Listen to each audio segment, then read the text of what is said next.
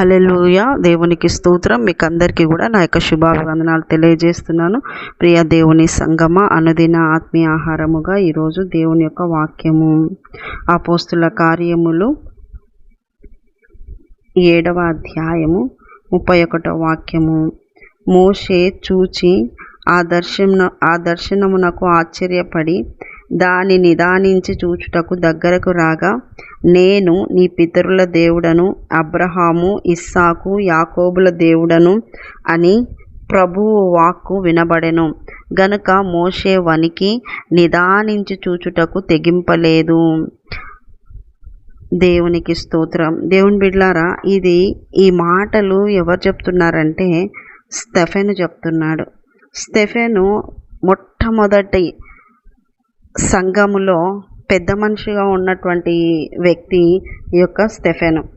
7 మందిని విశ్వాసులందరూ కలిసి 7 మందిని ఎన్నుకుంటారు సంఘములో భోజనాలు పెట్టడానికి, మరి సంఘ పరిచర్యను చూసుకోవడానికి. మంచి సాక్ష్యం కలిగిన జ్ఞానముతో ఆత్మతో నిండిన 7 మందిని ఎన్నుకుంటారు. ఆ 7 మందిలో ఉన్నటువంటి ఒక వ్యక్తి ఈ యొక్క స్టెఫెన్. ఈ యొక్క స్టెఫెన్ను ఎన్నుకున్న తర్వాత ఈయన సంఘములో ఆత్మతో జ్ఞానముతో పరిచర్య చేస్తూ ప్రభువు పని బయట కూడా సువార్తను ప్రకటించే వ్యక్తిగా ఉంటున్నాడు. ఈ యొక్క స్టెఫెను బయటికి వెళ్ళి దేవుని యొక్క సువార్తను ప్రకటిస్తూ మహత్కార్యాలు సూచక్రియలు చేయుచు దేవుని గురించి, యేసుక్రీస్తు గురించి చెప్పుకుంటూ ఉన్నటువంటి వ్యక్తిగా స్టెఫెన్ గురించి చూస్తున్నాం. అయితే ఈ యొక్క స్టెఫెన్ను మరి ఇక పౌలుగా మారకముందు సౌలు ఏం చేసినాడంటే ఇక స్టెఫెన్ను రాళ్లతో కొట్టి చంపించడానికి సాక్ష్యంగా ఆయన దగ్గర బట్టలు పెట్టుకొని అందరు రాళ్ళతో కొట్టి చంపేసేటప్పుడు ఉంటాడనమాట. ఆ టైంలో స్టెఫెన్కు కలిగినటువంటి దర్శనము, ఆ సమయంలో స్టెఫెన్ను అందరూ శిక్షిస్తున్నారు, అందరూ రాళ్ళతో కొడుతున్నారు. అయితే స్టెఫెన్ మాత్రం దేవుణ్ణి చూస్తున్నాడు, దేవునిలో సంతోషిస్తున్నాడు. నాయనా, నా ఆత్మను చేర్చుకో అని కూడా చివరిగా ప్రార్థన చేస్తాడు.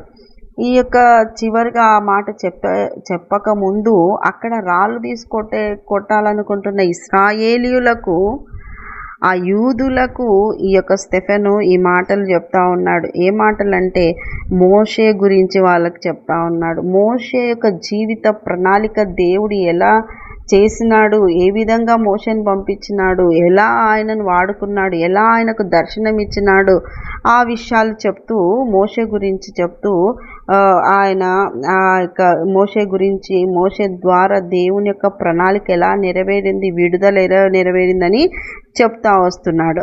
అప్పుడు మోషే గురించి ఈయన చెప్తున్న మాట ఏంటంటే, దేవుని దగ్గర మోషే గురించి ఎలా వివరిస్తున్నారంటే, మోషే ఆ కొండపైన, ఆ యొక్క సినాయి పర్వతం పైన ఆ యొక్క పొద అగ్ని జ్వాలలతో మండుతుంది, కానీ కాలిపోవడం లేదు. ఆ యొక్క దర్శనాన్ని చూడ్డానికి ఆ అగ్ని జ్వాలలు ఉన్నాయి కానీ ఎందుకు పొద కాలలేదు, ఏంటి ఆ అద్భుతం, ఏంటి ఈ యొక్క సూచక్రియ, ఏంటి గొప్ప కార్యమని ఆయన అక్కడికి ఆ యొక్క దర్శనము, ఆ పొదను చూడక వెళ్ళినప్పుడు అక్కడ ఆయన ఆశ్చర్యకరమైనటువంటి దర్శనాన్ని చూసినాడు. అక్కడ ఆయన చూసినటువంటి దాన్ని బట్టించి ఎంతగానో ఆశ్చర్యపోయినాడు మోషే అని చెప్తా ఉన్నాడు ఈ యొక్క స్టెఫెన్. ఎందుకంటే అక్కడ ఆ అగ్ని జ్వాలలలో ఒక దేవదూత ఆయనకు కనబడినాడు. ఆ యొక్క దేవదూత కనబడినాడు. ఆ యొక్క దర్శనంకు ఆశ్చర్యపడి, ఆ దర్శనము మండుతుంది, ఆ యొక్క పొద మండుతుంది, దేవదూత ఉంది, కాలిపోవడం లేదు ఆ పొద అని, ఏంటి ఈ అద్భుతము అనేసి ఆయన నిదానించి చూచుటకు దగ్గరికి పోయినాడంట. నిదానించి చూస్తున్నాడు, అబ్జర్వేషన్ చేస్తున్నాడు, కాన్సన్ట్రేషన్ పెట్టినాడు. కనుక అక్కడికి వెళ్ళి అవన్నీ పెట్టి చూస్తున్నప్పుడు అక్కడ ఏమొచ్చింది, స్వరం వచ్చేసింది. ఆ స్వరం అంటుంది ఏమనంటే, నేను నీ పితరుల దేవుడను, అబ్రహాము, ఇస్సాకు, యాకోబుల దేవుడనని ప్రభు వాక్కు వినబడెను. దేవుని బిడ్డలారా, ప్రభువు యొక్క వాక్కు నీకు వినబడాలి అంటే, ప్రభువు వాక్కు నీకు జవాబుగా రావాలి అంటే, ప్రభువు యొక్క దర్శనము నీకు కలగాలి అంటే, సియోను పర్వతంపైకి మోషే ఎక్కినట్టుగా మీరు కూడా అలాగ కొండ అనుభవాల్లోకి ఎక్కి ఆయనను నిదానించి చూచటానికి దగ్గరకు వెళ్ళడం చేయాలి. ఇంగ్లీష్లో నియర్ టు లుక్, దగ్గరికి వెళ్ళి చూస్తున్నాడంట. దగ్గరికి వెళ్ళడానికి ఇష్టపడినాడు. అది ఏదో తెలుసుకోవాలని ఆసక్తితో ముందుకెళ్ళినాడు. అది ఎందుకు అలా జరుగుతుంది అని తెలుసుకోవడానికి ఆసక్తి చూపినాడు.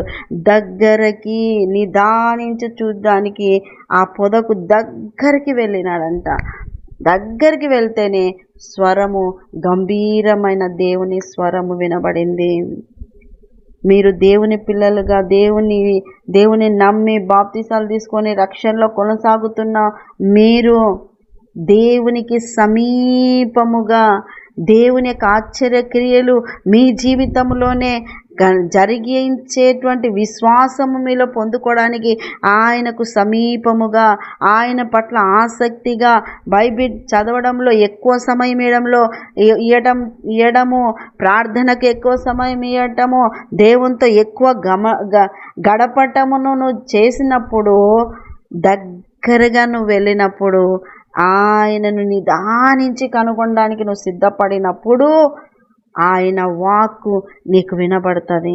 ఆయన ఎటువంటి దేవుడు ఆయన నీకు తెలియజేస్తాడు. ఆయన నీ పట్ల ఉన్నటువంటి ప్రణాళికను తెలియజేస్తాడు. హల్లెలూయా, దేవునికి స్తోత్రం. తెగించలేదు. మళ్ళీ తర్వాత కూడా మోషే ఆ స్వరం వచ్చిన తర్వాత మళ్ళీ వెళ్ళి చూద్దామని అనుకోలేదు. ఇంకా వెంటనే ఆ స్వరము, చెప్పులు ఇడ్చిపెట్టు, పరిశుద్ధ భూమిది, ఇదిగో నా ప్రజల యొక్క దురవస్థను నేను చూస్తున్నాను, వాళ్ళను నువ్వు వెళ్ళి విడిపించు, వాళ్ళ మూలుగులన్నీ నేను వింటున్నా, ఇదిగో నువ్వు వెళ్ళి వారిని విడిపించు, వాళ్ళ కోసమే నిన్ను పంపుతున్నాను. హల్లెలూయా, దేవునికి స్తోత్రం. దేవుని బిడ్డలారా, నిదానించి చూచి ప్రభువు స్వరము విని, ప్రభువు పిలుపునందుకొని, ప్రభువు చెప్పిన పని బాధ్యతగా విడిపించటానికి, ఐగుప్తులో ఉన్న తన ప్రజలను విడిపించడానికి బయలుదేరడానికి మోషేను సిద్ధపరిచి పిలుపునిచ్చి పంపించేసినాడు దేవుడు. దేవునికి స్తోత్రం. మొదట సినాయి పర్వతం ఎక్కడం కష్టమని, కొండెక్కాలంటే బరువు, కొండెక్కాలంటే కష్టము, ఇబ్బంది, ఎవరెక్కుతారు, ఏదో కిందనే ఉండి చేసుకొని పోదాంలే, ఏదో పై ప్రార్థన చాలే, మరి అంత ప్రార్థన, మరి అంత పరిశుద్ధతన అంటే కొండ అనుభవాలు ఉండవు. ఎక్కే అనుభవము, కొండపైన ఉన్న వాళ్ళకి కింద ఉన్న వాళ్ళకి మరి మధ్యలో గ్యాప్ వస్తుంది కదా. కొండ అనుభవము, పైకెక్కాలి, ప్రభు కొరకు ప్రయాసపడాలి, ఆసక్తి కనపరచాలి, ఆయనతో గడపడానికి ఎక్కి నిలబడాలి. నేనున్నాను ప్రభువా అని అన్నప్పుడు మొదట సియోను పర్వతం ఎక్కడము, రెండోది ఆయనను నిదానించి చూడడానికి దగ్గర అవ్వడము, దగ్గరికి ఎక్కడము, ఆయన దగ్గరికి చేరడము, తర్వాత ఆయన వాక్కు వినడము, నాలుగోదిగా ఆయన ఇచ్చిన పిలుపుకు లోబడి ఆయన వెళ్ళమన్న చోటికి వెళ్ళడం, ఆయన వెళ్ళమని చెప్పిన తర్వాత ఏం పని చేయమన్నాడో ఆ పని చేసి పెట్టడం. అవి మోషేకు ఇచ్చిన బాధ్యత. ఎప్పుడు వచ్చింది, ఎప్పుడు ఆయన పిలిచి అవన్నీ బాధ్యతలు అప్పగించినాడంటే ఆయన ఆ దేవుణ్ణి నిదానించి చూడాలి, ఆసక్తిగా పైకెక్కినాడు, నిదానించి చూడ్డానికి దగ్గరికి చేరినాడు. మొదట నువ్వు మందిరానికి రావడానికి, దగ్గరికి రావడానికి, వాక్యం దగ్గరికి రావడానికి, ప్రార్థన దగ్గరికి రావడానికి, ఉపవాస ప్రార్థనకు రావడానికి, సహవాసంలో ప్రార్థించడానికి రావడానికి, పరిచర్య చేయడానికి రావడానికి ఆసక్తిని కనపరచు. మొదట ఇష్టము పెట్టుకో, సమీపించటానికి ఇష్టపడు, ప్రభుతో గడపడానికి ఇష్టపడు. అదే ఆ ఇష్టము, ఆ ఆసక్తి, ఆ యొక్క దేవుణ్ణి పనిచేయడానికి ఎప్పుడైతే నువ్వు ఇంట్రెస్ట్ చూపిస్తావో, దేవుని కొరకు బ్రతకడానికి ఆసక్తి చూపుతావో, అప్పుడు దేవుని యొక్క వాక్కు, పిలుపు, పని, బాధ్యత. కనుక సిద్ధపడండి. దేవునితో గడపడానికి ఆసక్తిని కనపరచండి. ఉసూరుమంటూ భక్తి చేయొద్దు. భక్తిహీనులతో కంపేర్ చేసుకోవద్దు. లోకంలో నుండి బయటపడి ఆసక్తిని నిత్యము కనపరుస్తూ దేవుని అడుగుజాడల్లో నడవాలి. అట్టి కృప మీకు అందరికి కలుగును గాక. ఆమెన్. చిన్న ప్రార్థన చేసుకుని, యేసయ్య నీకు వందనాలు ప్రభువా. విన్నవారిని దీవించండి, విన్నవారిని సిద్ధపరచండి, విన్నవారితో మీరు మాట్లాడండి ప్రభు. నిజం ప్రభు, ఆసక్తిగా సియోను కండ ఎక్కడము సమీపించడం, దగ్గరికి రావడం నేర్చుకునే కృపద ఇచ్చేయండి. దూరాన ఉంటూ దూరాన ప్రభుని ఉండకుండా సమీపించి సంతోషంగా నీ సన్నిధిలో వర్ధిల్లే కృపతో నింపమని యేసు పరిశుద్ధ నామములో అడుగుతున్నాం మా తండ్రి. Amen, amen, amen. యేసు రక్తమే జయం, శిలువ రక్తమే జయం. ప్రవేశ నామానికి సంపూర్ణ విజయం కలుగును గాక. Amen, amen, amen. Good morning. Praise lord. దేవుని యొక్క కృప మీకు అందరికీ తోడయుండి నడిపించును గాక. ఆమెన్.